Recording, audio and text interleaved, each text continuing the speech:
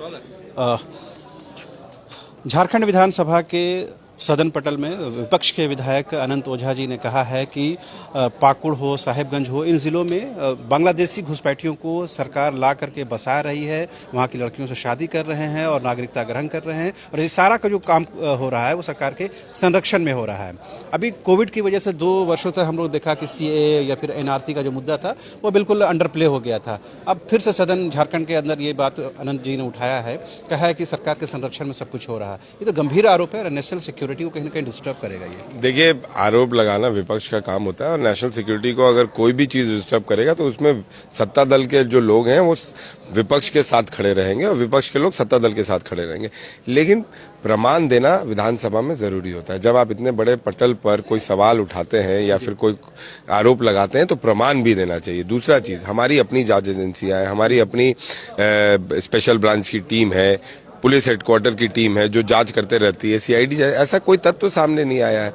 खाली सदन में पब्लिक के बीच में गलत फहमी फैलाना ये बीजेपी का शुरू से काम रहा, आज भी कर रही है। भानु जी कह रहे हैं कि अपने कोविड का जो पहला जो काल आया था, शुरू में जब फर्स्ट जो ये था उनका दौर था, उस दौरान आपने सुना होगा कि जो पाकुड़ के विधायक हैं और माननीय मंत्री जी हैं, उन्होंने 2 बसों में भर करके, उनका कहना है कि बांग्लादेशी घुसपैठियों को वहाँ से रांची से वो वहाँ पर ट्रांसफर किए थे। तो ये उनका प्रमाण के तौर पर वो कहते हैं।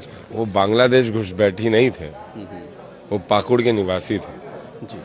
और मंत्री बाद में, पहले विधायक हैं। अगर अपने विधानसभा के लोगों को कोविड के दौरान मदद करना एक जुल्म है तो हम लोग हैं दोषी। आपको प्रियंका गांधी बसेस नहीं लगवाई क्या यूपी में? लेकिन वहां की सरकार ने नहीं मदद करने दिया प्रियंका गांधी जी को, यहाँ की सरकार ने मदद करने दिया। अगर अपने विधानसभा के लोगों को मदद पहुंचाना कोई पाप है तो भैया भानु जी ऐसा पाप बार बार करें, हम भी ऐसा पाप बार बार करें। हम भानु जी के कहने पे अपना विधानसभा थोड़ी चलाएंगे। मगर अनु जी, ये तो आप मानते होंगे कि अगर जब भी कोई भी अगर क्वेश्चन अगर नेशनल सिक्योरिटी को लेकर उठता है तो भले आप ये कहते हैं कि तथ्यात्मक नहीं है, मगर क्या ये जरूरी है कि इसको हम क्रॉस चेक करा लें, एक बार देख लें? ये क्रॉस चेक तो ऐसे भी होगा जब विधानसभा में कोई भी सदस्य कोई भी बात उठाता हो, चाहे वो सत्ता दल का हो या विपक्ष का हो।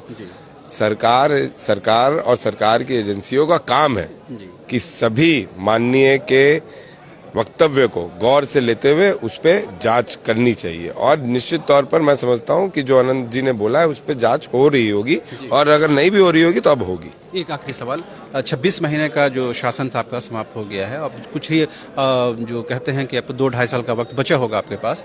सवाल ये उठ रहे हैं कि आपने कमिटमेंट किया था कि बेरोजगारी भत्ता देंगे, हालांकि ये विभाग तो श्रम मंत्री सत्यानंद जी के पास है, मगर सत्ताधारी दल होने के नाते ये सवाल पूछ पर लेते हैं कि जो 26 महीनों के बाद अगर बेरोजगारी भत्ता नहीं मिल पाई है और वो फाइलों से बाहर नहीं हो पाई है, तो कहीं ना कहीं सरकार के कमिटमेंट से वो दिखता है कि सरकार में कमिटमेंट में पीछे है। देखिए, 26 महीना सरकार का होने जा रहा है, मेरा तो फिलहाल आपको 16 महीना होने जा रहा है, ठीक है। तो रह गई बात कि सरकार ने जो वादा किया है, अभी हमारे को चुनाव में जाने में 2.5 साल है, और चुनाव में जाने से पहले ये सरकार का फर्ज बनता है कि जितनी भी मांगों को सरकार को पूरा करना चाहिए था, जो जनता को वादा करके आए उसको वो पूरा करें। और हम सत्ता में हैं, एक साथी के तौर पर हैं, तो वो हमारा भी काम बनता है कांग्रेस पार्टी का कि जो हम लोग ने अपने मैनिफेस्टो में लिखा था, चाहे वो जेएमएम ने लिखा था चाहे वो कांग्रेस ने लिखा था, उसे पूरा कराएं। अभी हम चुनाव में गए नहीं है, लेकिन प्रक्रिया है किसी भी चीज की। मंत्री जी मैं समझता हूँ निश्चित तौर पर लगे होंगे, और क्योंकि ये सीएम साहब ने अपने मुंह से उन्होंने खुद पटल पे रखा था, तो मैं समझता हूँ निश्चित तौर पर होगा। और जो उन्होंने कहा है आज तक वो काम हो भी रहा है। आप सरना धर्म कोड देख लीजिए, हमने तो करके भेज दिया, बीजेपी रोक के बैठी हुई है। आजसू पार्टी घेराव कर रही है। आजसू पार्टी क्यों नहीं सरना धर्म कोड को अपने सहयोगी साथी बीजेपी से करवा के मंगवाती है? स्थानीयता आपने रद्द कर दिया, कोई डेडलाइन अब तक मैं बता रहा हूँ। आज स्थानीयता में किसने साइन किया 1985 में? यही आजसू पार्टी के चंद्र प्रकाश चौधरी कैबिनेट में हिस्सेदार थे। जब कैबिनेट में थे तो 1985 कर दिया, और जब कैबिनेट से निकल गए तो 1932 पे आप चिल्ला रहे हैं। दायित्व सरकार किस वजह से बनती है ना सर, कि जो आपने रद्द कर दिया, मगर कोई नई तारीख घोषित नहीं कर रहे हैं। क्यों? देखिए, हर चीज सरकार के हाथ में नहीं होती है, न्यायपालिका भी बहुत बड़ी चीज होती है। 1932 में न्यायपालिका ने एक रोक लगाया हुआ है, उस पर डिसीजन आना बाकी है।